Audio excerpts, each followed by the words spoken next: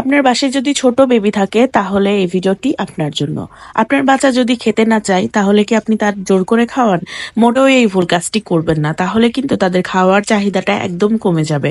আপনারা কিন্তু চাইলে সকালবেলা বিভিন্ন রকমের ফ্রুটস দিয়ে তাদের নাস্তা করাতে পারেন, বা বিভিন্ন ধরনের প্যানকেক বা পিউরি এগুলো দিয়ে কিন্তু সকালে নাস্তা করাতে পারেন। আপনারা কিন্তু কখনোই ভুল করে জোর করবেন না, এবং খাওয়ার মাঝে কিন্তু 2 থেকে 4 ঘন্টা গ্যাপ রাখবেন। তাহলে তাদের খাওয়ার প্রতি একটা আগ্রহ জন্ম নিবে। আপনি যদি তাদের আগ্রহ জন্মের আগেই জোর করে মুখে চেপে খাওয়ান তাহলে কিন্তু ওদের খাওয়ার প্রতি একদমই আগ্রহ থাকবে না। আমি কিন্তু সকালবেলা বাচ্চাদের জন্য প্রতিনিয়ত একই রকম খাবার দিই না, এক একদিন এক এক রকম খাবার দিই। যদিও মাদের জন্য এটা খুবই কষ্টকর, তারপরেও কিন্তু আপনাদের চেষ্টা করতে হবে বাচ্চাদেরকে কিন্তু প্রতিদিন একই খাবার না দিয়ে ঘুরিয়ে ফিরিয়ে বিভিন্ন রকমের খাবারের সাথে পরিচিত করে দেওয়া। আমার বড় মেয়ের বয়স 4 বছর এবং ছোট মেয়ের বয়স এখন 2 বছর হয়নি।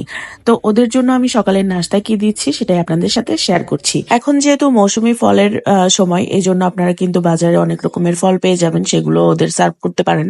তো আমি দিয়েছি এখানে হচ্ছে জাম, আঙ্গুর আর পাকা পাকা আম।